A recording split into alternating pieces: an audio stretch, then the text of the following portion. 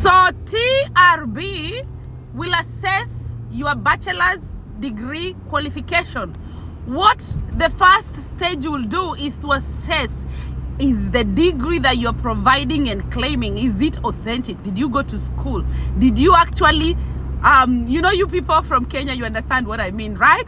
Yeah, so they will check, and the way they can only check is when you submit the papers, pay the application fees, and fill the document, that is on their website. Once you do that, they will do the qualification assessment.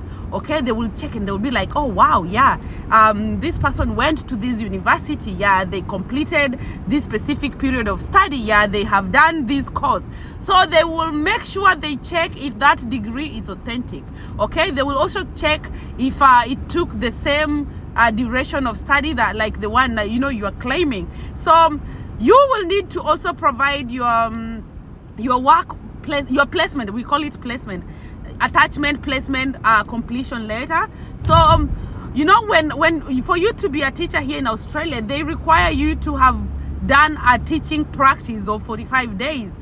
I know in Kenya we go for practice for, my brother is doing education, and this is why I understand that this thing quite much. And I also have like good friends who've gone through education, so I know these things a lot. I understand that you guys go for, is it 2 semesters or 2 terms? Yeah, you go for the first term, you finish, again you go for the next teaching period, which is a whole study period in a school. So they will only want you to provide 45 days of teaching practice. So if you went for placement, ask your school. If you went maybe to Kisii University, you went to Nairobi University, you went to wherever university you went, ask the school to provide you with the completion placement letter, okay, with all the details, with what you did, the times you used to go to school, which days, how many days, your roles, what did you used to do in that school. Yeah, you could be in a school and maybe you're doing something else.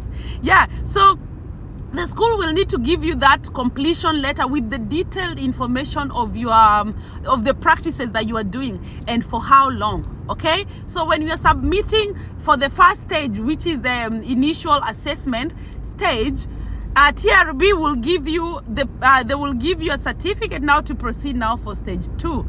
One thing I need to mention here, it is not very hard for you to get this skill assessment. The only big elephant, the only big mountain, the only big lion in the house is English. It is not really bad, but I understand we've put the stigma, and no, let's just say the truth, English is the mountain here. You will need to provide IELTS, IELTS, you all know IELTS, so you cannot provide any other thing than IELTS.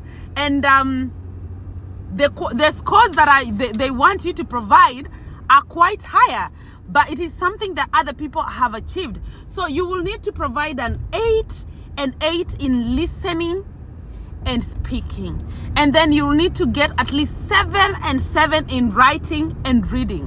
So think about it. That's the only hardest thing when it comes to this registration. So in case you are outside there and you are caught in between of you don't know what to do and all that, come on, we are outside here.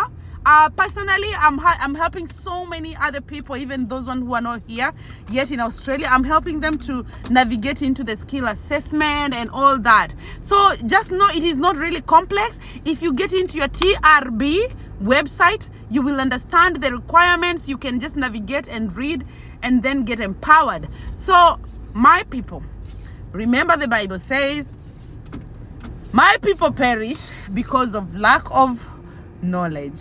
If you're here, you all know that Lioness Lizzie is right here to help you to make the right choices. So if you're a teacher right there, you could be getting your skill assessment here in Australia. You could be moving here as a teacher instead of as a student. Anyway, you know where to find me, you know where to reach me, you know how things go. Until next time, reach to me.